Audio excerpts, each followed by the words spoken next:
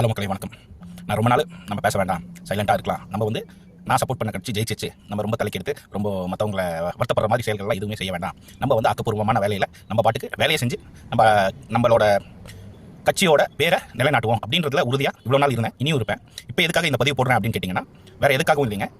கட்சி ஆரம்பித்து ஒரு 2 வருஷத்துக்கு மேலே ஆயிடுச்சு. பதவியேற்று 1 மாதம் கூட ஆகலைங்க. 1 மாதம் கூட ஆகலைன்றப்பவே எதிர்கட்சி மற்ற வீழ்ந்த கட்சியோட சூழ்ச்சிகள் அதிகமாக இருக்குது. உங்களுக்கு எல்லா சோஷியல் மீடியாவிலும் பார்க்க முடியும். இது நான் எதுக்கு இப்போ இந்த பதிவை போடுறேன் அப்படின்னு கேட்டிங்கன்னா, ஒரு மனிதனுக்கு யாராக இருந்தாலுமே ஒரு கால அவகாசம் கொடுக்கணும். எந்த விஷயம் பண்ணுறதா இருந்தாலும் அதை வந்து டிரான்ஸ்பரண்ட்டாக நம்ம கேட்டு எல்லா விஷயமும் ஸ்டெப் பை ஸ்டெப்பாக பண்ணிட்டு இருக்க ஆட்சியை ஒரு விமர்சிக்கிற தப்பே இல்லைங்க. விமர்சிக்கிறத வரவேற்கிறோம். தனி மனித தாக்குதலையும் ஒழுக்கமற்ற பேச்சையும் தான் தவிர்க்கணும்னு கேட்டுக்கிறோம். நீங்கள் விமர்சனம் வைக்கலாம், என்ன குறை இருக்கோ அதை சுட்டி காட்டலாம், தப்பே கிடையாதுங்க. நீங்கள் சுட்டி காட்ட தான் நாங்கள் வந்து அடுத்த கட்டத்துக்கு நம்மளோட தலைவர் கட்சியை வழிநடத்துறது மட்டும் இல்லாமல் தமிழ்நாடு அடுத்த கட்டத்துக்கு கொண்டு போக முடியுங்க.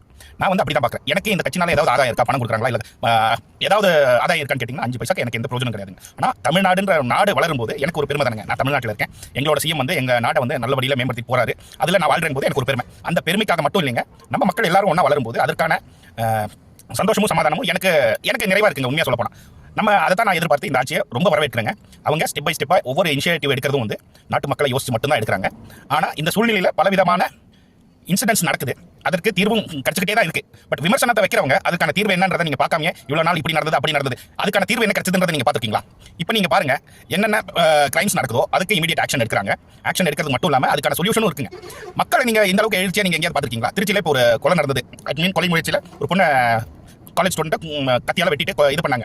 அவங்கள மக்கள் நியூஸில் போடுறாங்க. மக்கள் வந்து துரிதமாக முயற்சி செஞ்சு அந்த கொலையாளியை பிடிச்சதும் இல்லாமல் அவங்க வந்து ஹாஸ்பிட்டலுக்கும் சேர்த்துருக்காங்க போது மக்களோட துரிதத்தை நீங்கள் பார்க்குறீங்களா? இல்லை எவ்வளோ ஃபாஸ்ட்டாக ஆக்டிவேட்டாக வேலை செய்கிறாங்கன்றத பார்க்க முடியுதுங்களா உங்களுக்கு? இந்த எழுச்சியை தான் நான் வந்து பார்க்குறேன். இந்த எழுச்சிக்காக தான் நான் வந்து இவ்வளோ நாள் வந்து இந்த கட்சிக்காக நாங்கள் பாடுபட்டுருந்தாங்க. வேற எந்த ஒரு உள்நோக்கமும் எங்களுக்கு கிடையாதுங்க. இதை நீங்கள் வரவேற்கிறீங்களோ இல்லையோ, இந்த மாதிரி உணர்வுகளை மேலும் மேலும் வளர்க்கணும்னா நீங்கள் வந்து விமர்சிங்க, தப்பே கிடையாதுங்க. ஆனால் மக்கள் எழுச்சி உண்டாகணும்னா நீங்கள் வந்து கொஞ்சம் எழுச்சியோட உள்ள மக்களை வந்து மனசு தளர்த்தாமல் நீங்கள் பேசுங்க. மக்கள் அவ்வளவுதான் நான் சொல்ல வரேன். நீங்க கட்சிக்கு எதிராக என்ன வேணா பேசுறது எங்களுக்கு எந்த பாதிப்பும் ஆக போறது கிடையாது.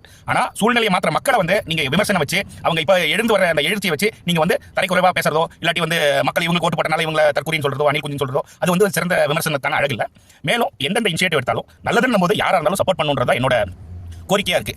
அதனால எதிர்கட்சி ஆளுங்கட்சின்னு பார்க்காம நல்லதுக்கு சப்போர்ட் பண்ணுவோம். கெட்டதுக்கு நீங்க இதே போல நீங்க விமர்சிக்கலாம், தப்பு கிடையாது. நாகரிகத்தோட விமர்சிங்க, அதை நாங்க வரவேற்கிறோம். இப்போ இருக்கிற சூழ்நிலையில கொஞ்சம் அவகாசம் அவர் சொன்னதை செய்யறதுக்காக எல்லாரும் கொடுக்கணுன்றதை நான் தாழ்மையோட கேட்டுக்கிறேன். அவ்வளவுதான். நன்றி, வணக்கம்.